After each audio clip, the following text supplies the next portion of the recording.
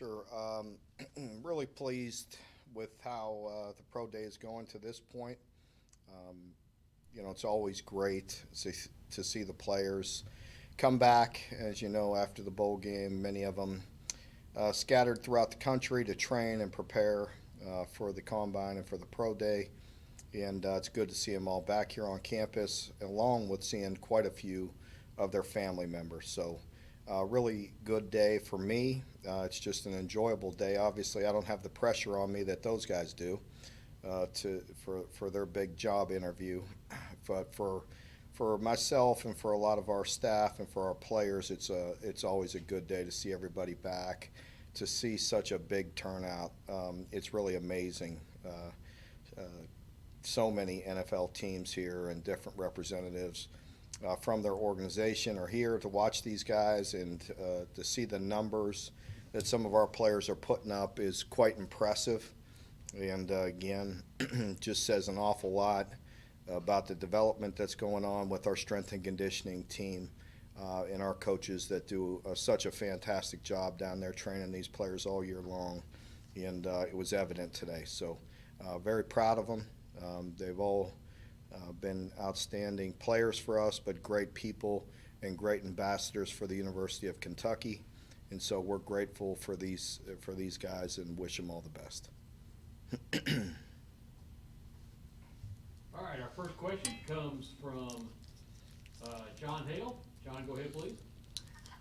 Mark, it certainly seems like Jamin has done what he needed to today to put himself in that first round conversation. I'm curious, just what are you telling teams when they ask you about kind of this meteoric rise he's gone on over the last year?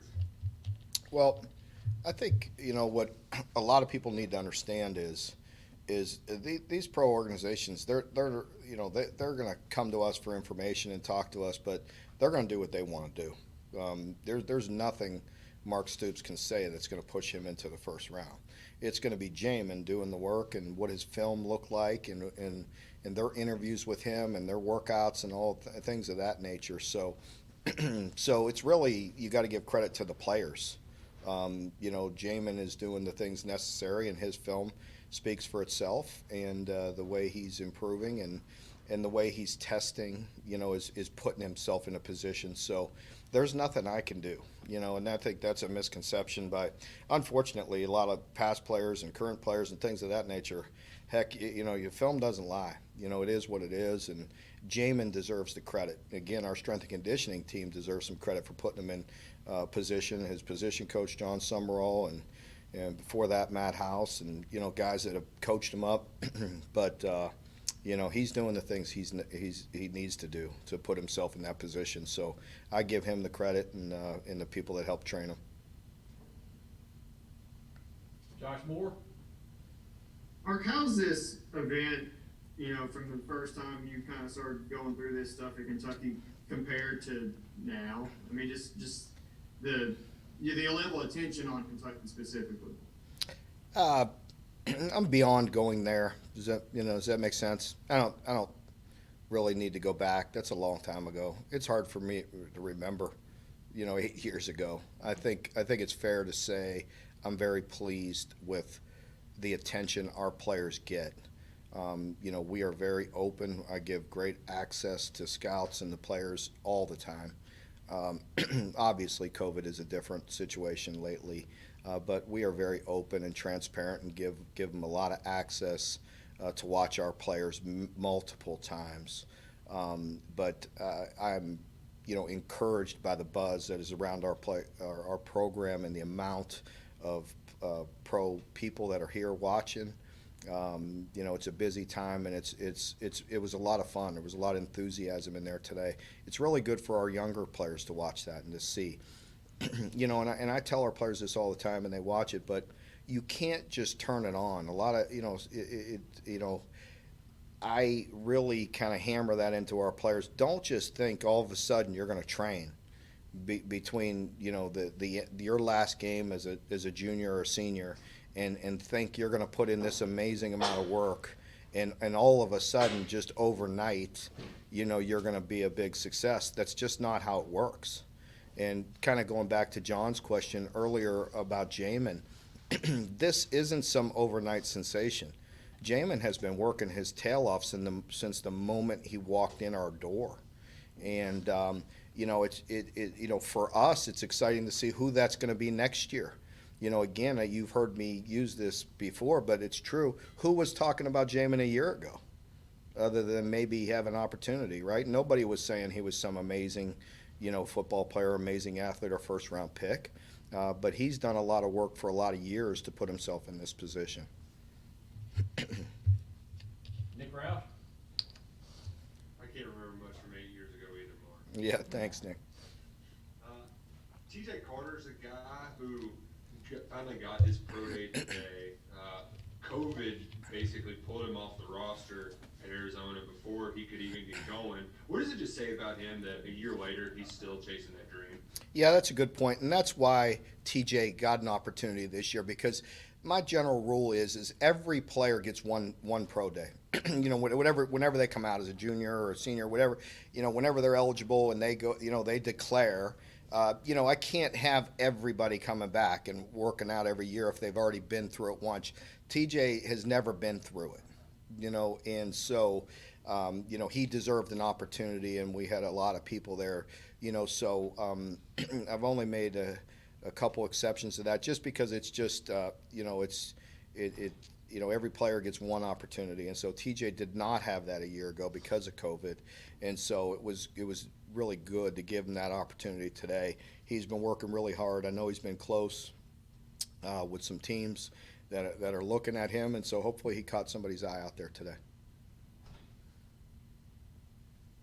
John Wong? Hey, Mark, I'm going to try to rephrase Josh's question, and maybe we'll get an answer from you. But nobody cared about any of this before you got here. I mean, pro day, NFL draft.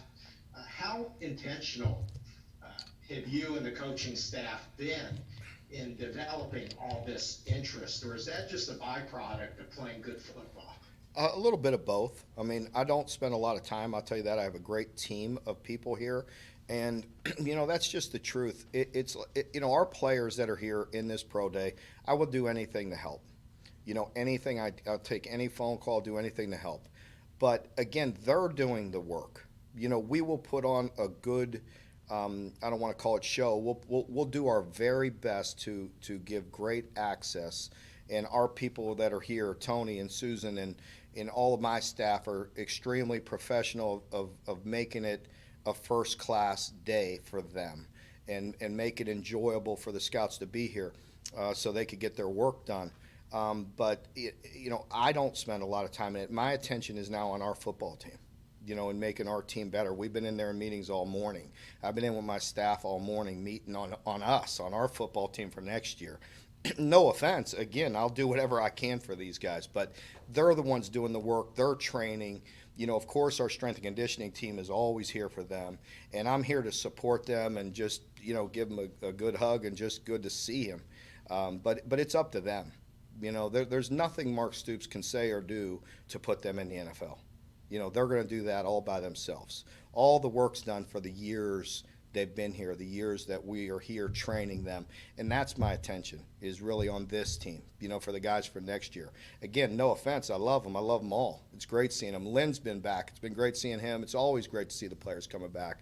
But I think, it's the buzz and the excitement. Some of it is unintentional, John. We're doing our job, and, there's a lot of interest because there's so many guys. And really, I admit, for myself, going down there and watching them, and some of the numbers that they're putting up was really kind of amazing for me to see. They really did a good job. They were amazing in some of their jumps. They were running extremely good times. They were pushing weight. They were impressive. So they definitely helped themselves, and that's fun for me to see. But I'm not trying to be boring or skirt the question, but my attention is really on our football team. John Clay? Mark, you said that Jamin deserves all the credit. Where have you seen him develop the most since the time when you first laid eyes on him as a recruit to where he is now? I think, in every way, obviously. But I think just physically, you see a guy that came in, with a good frame on him, But to put on that kind of weight, I don't know what he was exactly. I'm guessing about 190 pounds, maybe 190, give or take a couple biscuits. But now he's 235, solid muscle, ripped up, jumping out of the gym and running great numbers, and that's from a lot of years of hard work. And again, our team putting him in a position to really train at a high level and develop. And so I think Jamin, just being very conscientious for all those years, he really put a lot of time into learning the game. He spends a lot of time with Coach Summerall, just being a student of the game as well. But if you just give me any one thing, I would just say physically, his body and the way he transformed, much like a Josh Allen, coming in with a lanky frame and putting on all that muscle. I mean, you can't even really call it weight because there's not an ounce of fat on that guy. It's you're putting on a lot of muscle. Reminds me a lot of myself. Big joke there. Don't be making fun of me on that. Yeah, like it deserves a follow-up. Yeah, that's right. I set myself up for that one. No, you guys are going to be throwing darts at me for that. All right, Nikki? Hi, Mark. Nikki Jabalo at the Washington Post. Hi. Was there a moment in your time with Jamin where you look back and it really stood out to you as this is a ton that really embodies his growth, his development, or even just who he is as a player? I mean, it could be a game, a play, anything. Well, that's a really a hard question because he's a guy that kind of just likes to just stick to what he does. He's just a guy he is very consistent. You go back and I recall going back and seeing the way he grew up in South Georgia and just how well-mannered he was and such a great family and the work ethic that he had. And that's the same thing he did every day here. And that's sometimes boring to write about and talk about, but it's the truth. He was just a guy that truly day to day got better each and every day. And he always just controlled the things he could control, come in, spend a little extra time. If he was struggling, putting it together mentally, he would pick it up, because he would put in the time. Same physically, just always working hard and watching what he eats. And, I don't know. I'm sorry I don't have anything fun. It's kind of boring to talk about because that's just who he is. He's consistent. And and I'll tell you this, he was a joy to coach each and every day. I'm going to miss him because he just always had a great attitude, had a smile on his face, but he had that determination each and every day, very competitive. And it doesn't surprise me to see him in this position. Jeff Drummond? Hey, Mark, you kind of touched on this briefly a moment ago, saying some of the numbers were kind of catching you by surprise, some amazing stuff. I'm thinking about Landon Young in particular, watching this video. He's moving around great. And for a guy that had that serious injury, a couple of years ago, what's that say about, what he's done and what the doctors have done for him? Well, amazing. I mean, he did a great job. Our docs did a great job. He did a great job with his rehab. Same with Gabe and our, trainers, just getting him back to full strength. But he is another guy. You're right. You look at him and you just look at his size and he weighed in at 310 today. But, the muscle that he put on. Landon always had that great frame. He had the length, but he had to work really hard, and you could see that today. It was really evident. Just seeing him physically, how big and strong he was. That's sometimes very hard for a guy that's in the 6'6", 6'7" range. I mean, to put on that amount of strength, and I'm looking at it here. He did the bench press 34 times. That's not easy for a guy with his arms that long. So again, just a credit to him. Doesn't surprise me. He's always had the same work ethic. Just put his head down and went to work and did a great job. All right, Joshua? Mark, is there any? Oh, sorry, Oh, not Joshua. Yeah, Joshua Allen, go ahead, I'm sorry. Sorry about that. Hey, Coach, how are you doing today? Good. How are you? Yeah, just wondering about these players like a Drake Jackson and such. Have you had teams reach out to you, like the Buccaneers, ask about these players and what's it been like coaching them and kind of picking your brain a little bit on that? Yeah, I don't want to give specifics on which teams reached out to me or to our staff, but definitely get a lot of phone calls and field a lot of, our staff fields a lot of calls as well. But Drake, much like Landon, he was a guy that we, a guy right here, homegrown, not only in the state of Kentucky, but in our town. And we've known those two guys for a long time, and they were a joy to coach, just like all of them. And I really mean that. I mean, you have Kelvin, who was a transfer, but outside of that, we've known these guys for a long time, and been through a lot of ups and downs. And I'm just so appreciative of them. They've been a joy to coach. I haven't had a problem with one of these guys. Not any problems. They're just been a lot of fun to coach. I appreciate them. I appreciate what they've done for our program, and very grateful, and can't wait to see them move on into their next chapter. Thanks, Coach. Best of luck next season. Thank you. Okay, John Hale? Mark, you just mentioned Kelvin there. Obviously, he had some big moments last season and some other moments where he got some attention for the wrong reasons. Just what do you think the key for him is to make it at the next level and stick there too, not just, get drafted high? Well, not only Kelvin, any player, any of these guys, and the guys that are there will tell you just to be a professional, just to handle their business. He obviously has the talent, and I expect him to.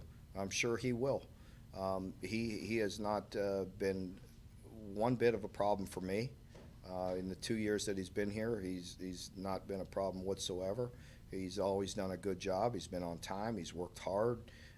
He bought into our culture and our program, and it's been a lot of fun to coach, and I don't expect that to change. I think anybody that's a professional, that's what's expected of them is just go handle your business, do what the coaches ask you to do, and perform. He definitely has the ability, and I expect him to play a long time.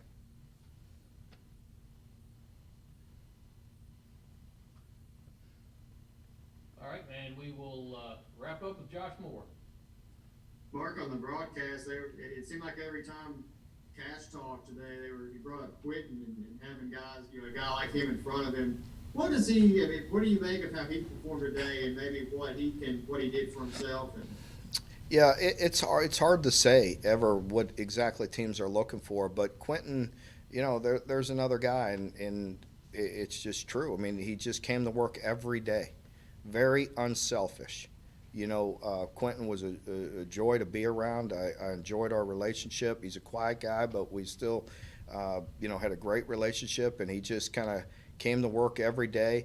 And to play that position, you got to be very unselfish. Sometimes it doesn't always show up in the stat line, but you have to take care of your job and do a lot of dirty work up front there. And Q was a very steady and consistent player for us. All right, do not see any more questions, so we will wrap it up. Coach Stoops, thank you for your time today. Okay, thank you all. Appreciate the